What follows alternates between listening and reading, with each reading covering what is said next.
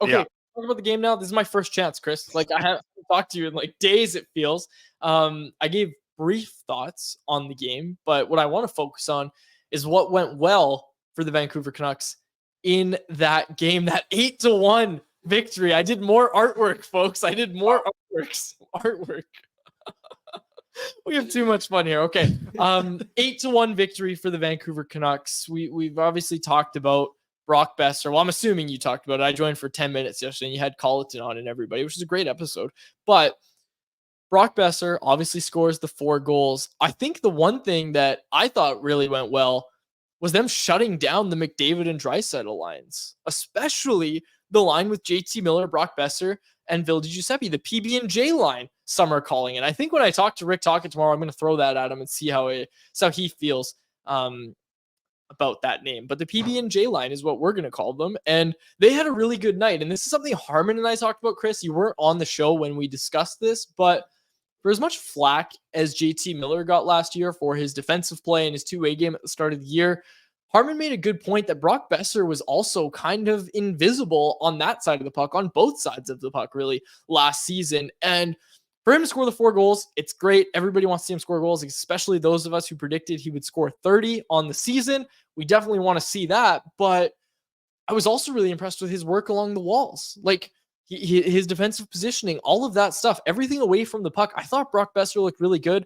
I've said all camp long, it looks like he's added a step or two in the offseason, and that's really good to see for Brock Besser. Obviously, the 4 goals are great, but I really liked his play away from the puck as well. Yeah, there's a lot to like from Besser. Obviously, when you score 4 goals, it's hard to have a bad game as well. But you brought it up, like it wasn't just the 4 goals. It was a lot of what that line was able to do against McDavid. And you watch like Connor McDavid and the way he attacks. It's basically like a highway opens up, right? And he normally just flies through it. And we've heard players talk about this. It's not like you're a step behind him. You're a step ahead of him, but he still can beat you. And I think the Canucks did a really good job. Specifically to me, it was the defense pairing of Hronek and Hughes too. Like they saw a lot of Connor McDavid on Wednesday night, and I thought they did an excellent job of being kind of the last line before he could kind of turn it into overdrive and go straight towards the net, because the forwards were able to kind of like slow him up. To make a football reference, it's almost like when a tight end kind of does a little bit of a chip block before kind of going out on his route on the defensive end. Like he just gives him a little touch to slow him down. The tackle takes him from there. You kind of like have to do that to Connor McDavid. You have to have something that at least makes him hesitate for a second around center ice. Otherwise, as soon as he picks up enough pace, he's going to fly by your defenseman.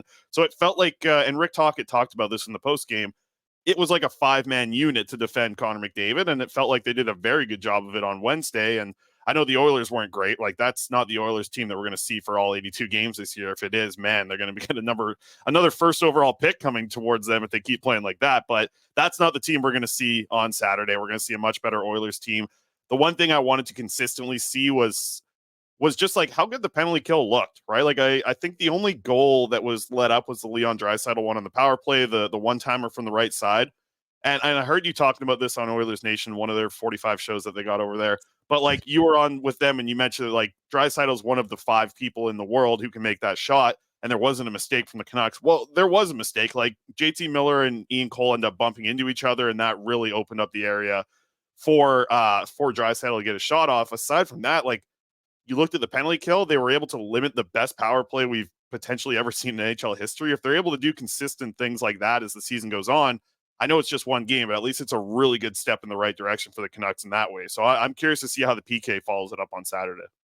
Yeah, the other thing I'm really interested about Saturday, Chris, is the Canucks got to dictate the matchups for the most part by having last change on a home game. But now that they're on the road for 5 games, not to mention this one on Saturday against what we presume is going to be a very, very hungry Oilers team, the Oilers now have last matchup. How big is it that the Canucks get Carson Soucy back in the lineup? Because it looks like Matthias Ekholm is going to play tomorrow for the Oilers, so they're going to be better defensively. Look, I don't know what you thought about the third pair of Akito Hirose and Noah Juulsen. They played very sheltered minutes, and I think the Canucks are going to largely lose the ability to play those guys in such sheltered minutes. Like there are going to be times when the Oilers top six is on the ice against Juulsen and Hirose, and I think that's something that I worry about a little bit. No, and that's, I mean, we saw that. We kind of, the whole press box, like, noticed the one shift where it was like, oh, here's Hirose and Juleson against McDavid. Like, this is I think it was like a 4-1 score at the time. It's like, okay, this is where the Oilers can get back into it.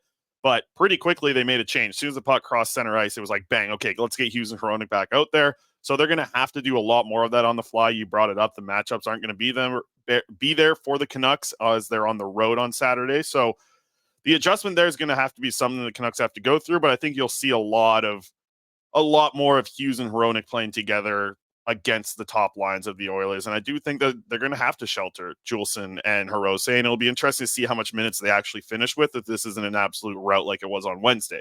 Because the third period, it was like, hey, it felt like Willie D was behind the bench and they're just rolling through different lines and giving everybody an opportunity like we're watching a 6-year-old B team go out there and play. But I think that we'll have to see how different it looks on the road. I was kind of wondering if the Canucks are going to go back to like the committee thing on the road and just knowing that they could always have, whether it be Hronek or Hughes, at least have one of them out there. But it looked like, and we can pull the lines up from today. Brendan Batchelor, shout out to our buddy there, play-by-play over at 650. It looks like Hughes and Hronek are going to be back together on a pairing as we see on Saturday. At least that's how they skated today. We'll have to see because there was no committee on Wednesday. This committee stuff that we talked about for a week on this show. None of that happened on Wednesday, and we'll have to see what happens on Saturday. Might be a little bit different because you're on the road, but I'm curious to see how they work those pairings.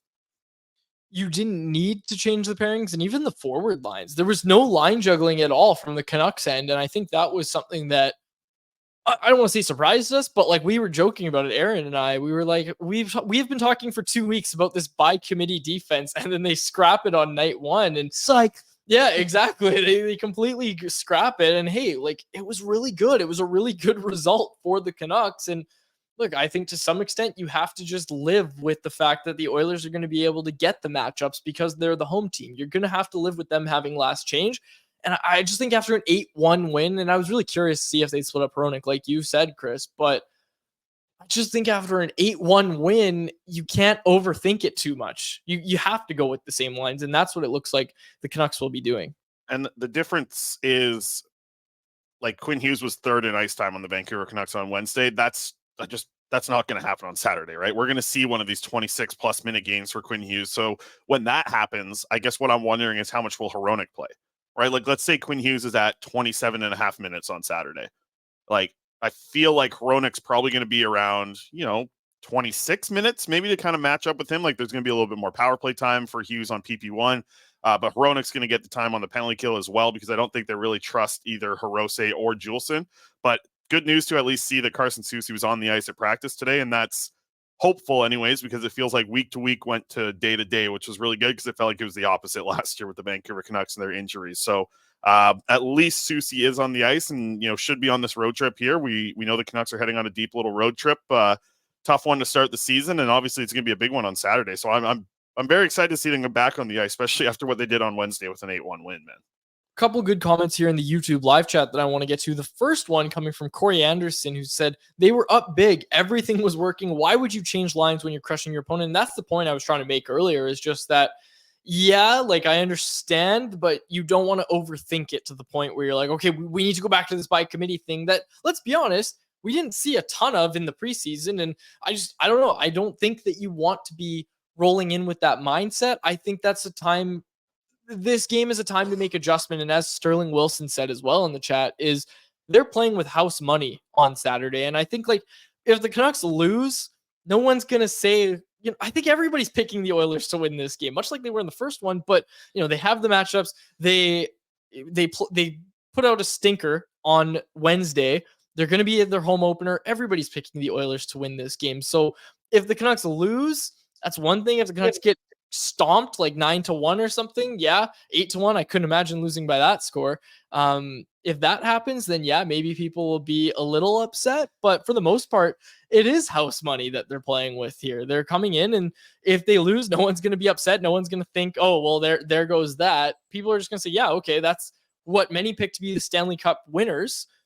That's how they're supposed to play. That's what's supposed to happen when these two teams meet. Yeah, and I think what I'd like to see is the Canucks really value this game, not so much from even looking back at Wednesday, but looking forward to say, okay, this is a Pacific team I mean, you could say rival, I guess, but it's just it's a team in your division. So look at this as a divisional game. Look at this as how important that it could be by the end of the season for the standings. And look at it that way. Like if you want to be a playoff team, you have to beat other playoff teams. You have to be competitive against playoff teams. So yeah, you can throw the 8-1 game out the window at this point because you're going to get a very different Oilers team. You brought up the fact that it's their home opener. There's going to be a big show. You have the 45-minute intros like we saw in Vancouver the other day. All that fun stuff, but the big thing to me is just like sticking with what they did well in the game on Wednesday and the stuff that it's funny. We've talked about this game quite a bit over the past couple of days here, talked with Jeff about it, talking with you about it today. It doesn't really get brought up like the great offense, right? Like they scored 8 goals. The offense was great. The goals were awesome. But to me, like the more impressive thing was the 1 goal against this Oilers team who, the Oilers, it feels like any 3-minute stretch, they can score 4 goals, right? Like they have that type of talent. If you give them a power play and they get a little bit of momentum, they can score like 4 goals on you in 4 minutes type of thing. So my question here is like, how do the Canucks back up the good part of the game that they thought they had on Wednesday? And to me, that's about the defensive play, the structure that they had, all this stuff that they've talked about in the offseason. If they're able to continue that on the road, which is going to be a little bit more difficult because a lot of what we saw from that good defensive play, I think was because of the matchups. Like the Miller line was really good, right? The PBJ line was really good defensively against the top lines. How many minutes are they going to see against McDavid and his trio on Saturday? It's going to be a little bit different. And I know that, and maybe Aaron, you can speak to this a little bit more, but like the Oilers kind of go a lot heavier on putting Draisaitl and McDavid together when they're at home, right? Like that's the thing that they do. Yeah, you could for the most part. It's honestly Jay Woodcroft puts them in a blender because we usually have 11 forwards. It's if we need a goal, the boys are going out there together.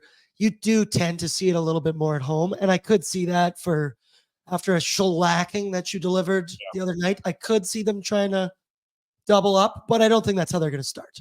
Well, Quads, I also wanted to ask you before he threw up in his mask and got taken out, Thatcher Demko, I thought he looked really good. Like I felt like, and I was talking to Harmon about this actually in the press box, but like when the puck goes like with a goaltender, when the puck goes up and it's like up in their, areas around their shoulders, like it looked like Demko had that confidence again. Like when a puck was loose, it felt like he was confident at least protecting kind of the wall that is the goal line up in the net there. Like it felt like he was confident covering that area. It's just like you can just feel the confidence from Demko when he's on, right? Like that's at least what I took away from the game. I don't like goalies anyways, but tell me what you saw from Demko in his 48 minutes, I believe, of play.